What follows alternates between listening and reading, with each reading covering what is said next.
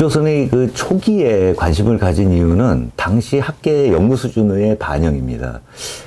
북한 관련된 연구 성과들은 엄청나게 많이 쌓여 있었지만은 사실은 대체적으로는 그 남북에 있어서의 어떤 그 체제 경쟁에서 남한, 대한민국의 어떤 그 체제 우월성을 홍보하고 북에 있어서의 어떤 그 위험성이라든가 그들의 어떤 모순을 드러내는 데에 집중되어 있었습니다. 그러니까 객관적인 어떤 그 연구 성과라기에는 좀 부족한 것이 많다고 저는 생각을 했고, 당연히 시간의 흐름에서 보면 위에로부터 이렇게 밑으로 연구가 내려오지 않습니까? 그래서 저는 그쪽 시기를 선택한 것 같습니다. 역사 연구자들은 기본적으로 인과관계로 무엇을 설명할 때, 그래서 뭐 한국전쟁의 기원, 무엇의 어떤 발생, 원인, 이런 식의 관심을 많이 가지지 않습니까? 그럼 도대체 북조선이라는 국가, 조선노동당의 어떤 탄생, 이런 문제들은 어떻게 된 것인가, 이런 부분에 관심을 집중을 할 수밖에 했던 것이고요. 그리고 또 제가 생각할 때는 현재의 어떤 그 북조선 체제, 지도자, 사상, 이런 것이 갖는 어떤 특징들이 그 시기에 대체적으로 원형이 만들어진다, 이렇게 생각을 했기 때문에 그들의 건당, 건국, 건군 과정의 어떤 초기 모습을 재구성하고자 했던 것입니다. 역사는 흔히 그 과거 경험의 결집체라고 하지 않습니까? 지금 우리에게 필요한 어떤 지식, 지혜의 창고이기 때문에 그런 것이겠죠. 근데 현재 절박하게 해결해야 될 북한 통일 관련 문제도 매 순간에 어떤 그 임기응변이 아닌 어떤 역사의 흐름에서 판단할 때 제대로 이해할 수 있다고 생각합니다. 과거 역사를 제대로 우리가 정리만 한다면은 미래의 한반도와 동북아시아에 있어서의 어떤 평화를 모색하는 길이라고 저는 생각을 합니다.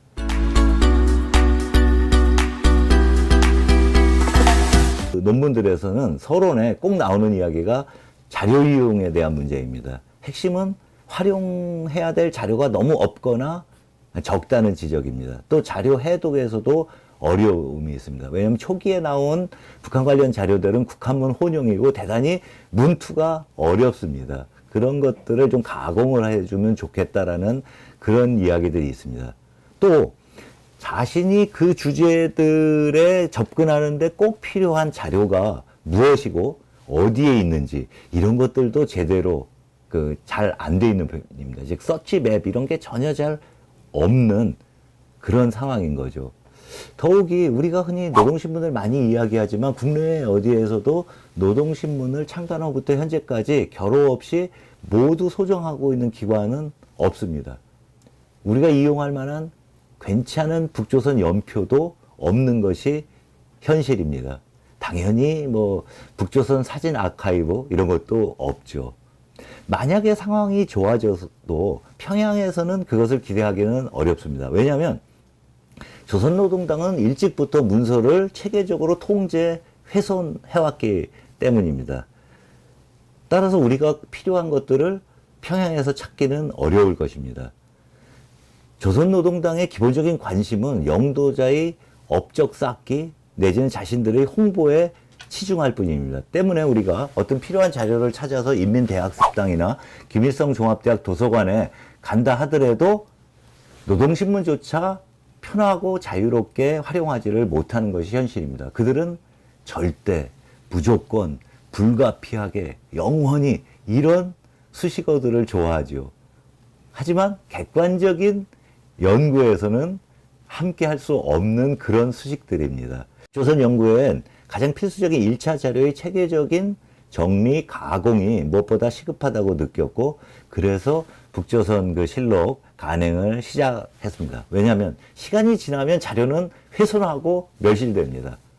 그러니까 북한 자료의 수집, 가공, 편찬은 정말로 미룰 수 없는 작업입니다. 특히 6, 70년대에 만들어진 자료들은요, 이제 지금 이걸 자료를 들으면 자료가 이제 으스러지는 그런 상황입니다. 빨리 이것에 대해서 저희가 보존할 수 있는 방안을 강구하지 않으면은 이거 진짜 정말 없어지고 말죠. 그래서 코리아 데이터 프로젝트라는 것을 만들어서 경남대학교, 북한대학원대학교와 협력 속에서 북한 현재 아카이브를 구축하고 그 북조선 실록을 내고 있습니다.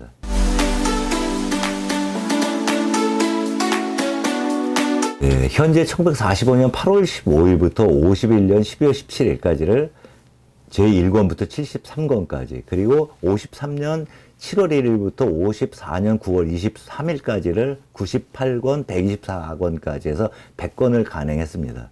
그러면 앞으로 이제 남은 게 51년 12월 18일부터 53년 6월 30일까지, 거기까지의 어떤 거 비어있는 부분인데요. 빨리 자료를 수집 정리하는데 더 힘을 쏟아서 올 말까지 간행할 예정입니다. 왜 그 부분이 빠졌냐면, 전쟁 시기는 좀 더 신중하게 제대로 내야 된다는 그런 그 절박함 때문이었습니다. 아직까지 그 전쟁의 어떤 그 아픔이, 트라우마가 우리에게는 현재이기 때문에 좀 더 한 번 보고 두 번 보는 그런 신중함을 가질 수밖에 없었습니다.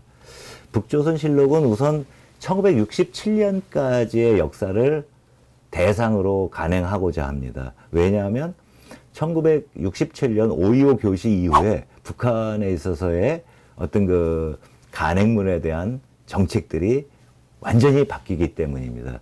따라서 대략 500책을 예상을 하고 있고, 아마 소요 시기는 한 2030년 그때까지는 끝내야 되겠죠.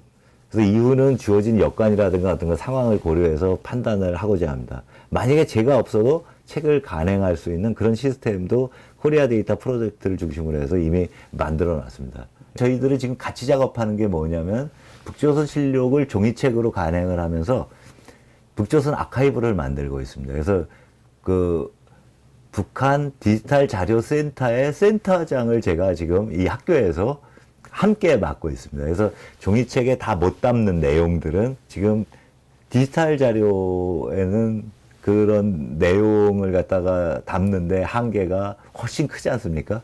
그렇기 때문에 그 부분은 그렇게 같이 작업을 하고 있습니다. 자료가 역사적으로 가치가 있느냐 없느냐를 갖다 평정하는 그 기준은 뭐냐, 이 얘기를 드려야 될 텐데요. 우선 그 사건의 어떤 그 중요한 변화 시기를 현저하게 반영하고 있거나, 아니면 특정 시점에 있는서 북조선을 이해하는데 이게 필요한 자료인가 아닌가, 이런 것들을 따집니다. 두 번째는 북조선의 어떤 그 역사, 문화 발전에 중요하게 기여했던 특정 장소가 있다면 그것에 대한 정보를 담고 있는가, 이런 부분이고요. 세 번째는 북조선 역사 문화에 기여했던 개인, 어떤 집단, 이런 사람들의 삶들도 중요하게 그 생각을 합니다. 그리고 북조선 그 역사 문화에서 그들이 중요하게 생각했던 주제들이 있지 않습니까? 그러니까 뭐 자력갱생, 그러면 그 자력갱생이라는 것들, 집단화, 집단화, 이런 것들을 포함하고 있는 그런 것도 저희들이 이걸 선택을 하고 있습니다. 그리고 현재 시점에서 북조선 공동체의 어떤 그 정체성이 있지 않습니까? 그 정체성. 그 다음에 그들을 사회 내부적으로 결집시키는 데 기여했던 그런 자료들, 그런 것들도 선별을 합니다. 그리고 특이 사례지만은 이게 어떤 그 특정한 어떤 그 부분에서 개별적으로 나타난 거지만 이게 북조선의 전국 중앙적인 의미를 가질 수 있겠다, 이런 것이 있다고 하면 그런 것들도 고릅니다. 그래서 좀 더 구체적으로 말씀드리면, 김일성 주석이나 현재로서는 조선노동당, 내각, 군대, 근로단체의 어떤 관련 자료는 모두 선별합니다. 그리고 노동신문의 어떤 그 사설, 주요, 논설, 기고문도 폭넓게 선별하고 있고요. 법령도 다 저희가 취급을 합니다.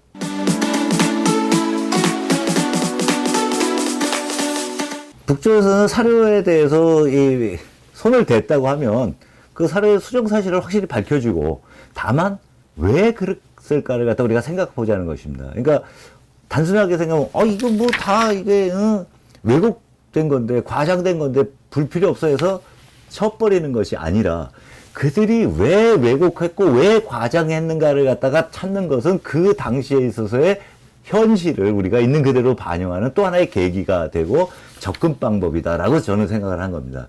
그러니까 이 허구 속에서도 진실을 밝힐 수 있다라는 거죠. 그러니까 우리가 사실은 일반적으로 접하는 모든 기록물들은 진실만 있는 것이 아닙니다. 허위와 진실이 뒤섞여 있는 거죠. 우리가 접하는 기록물들이 진실만 있는 것이 아니라 허위도 포함하고 있다라는 전제 속에서 역사 연구자들의 어떤 텍스트 읽기라는 방식으로 이 부분을 작업하는 것입니다. 무슨 말이냐면 왜라는 것부터 시작을 하는 겁니다. 그래서 역사로서 이 어떤 상황을 생각한다는 것은 왜라는 것은 의문을 갖는 겁니다. 그래서 먼저 출처를 확인합니다. 저희는 100% 출처가 확인된 것만을 자료로서 이용을 합니다. 두 번째는 관련 맥락에 대한 의문을 가지고 자료를 탐구합니다. 그래서 이 주장하는 내용들이 당시 사회 상황에서는 어떤 의미를 갖는가, 그 상황에 비추어서 이해합니다. 그리고 또 하나는 하나의 자료만이 아니라, 예를 들면 2021년에 조선노동당 규약이 아니라 1946년부터 시작해서 9차례에 걸친 조선노동당 규약의 수정을 함께 비교하는 속에서 이 자료와 갖는 의미들이 드러나는 거죠. 그러니까 이런 식으로 저희가 어떤 왜라는 비판적인 물음 속에서 사료를 읽으면서 확증하는 그런 과정들, 이런 것이 중요하다고 이제 생각한다는 거고요. 또 하나는 왜곡에 있어서 제일 무서운 것은 특정한 사실에 대한 기술을 갖다가 바꾸는 게 아닙니다. 아예 언급 자체를 안 하는 게 제일 무서운 사실은 왜곡이에요. 67년 5월 25일 5.25 교시에 대해서 김일성 전집에도 언급 자체가 없습니다. 당연히 조선노동당 역사책에도 서술이 안 돼 있죠.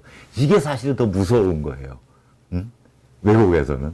그러니까 이런 부분들을 저희가 이제 찾아서 재정리하는 작업들을 하려는 것이죠. 그러니까 맥락들, 그러니까 이것들이 변화되거나 어떤 게 선택적으로 과장됐던 것이 갖는 의미, 이런 것들을 각주를 통해서 가급적 밝혀서 읽는 분들에게 좀 길 안내를 해주려고 하는 것들이 또 하나 우리 자료집이 갖고 있는 그런 의미라고 말씀드릴 수 있겠습니다.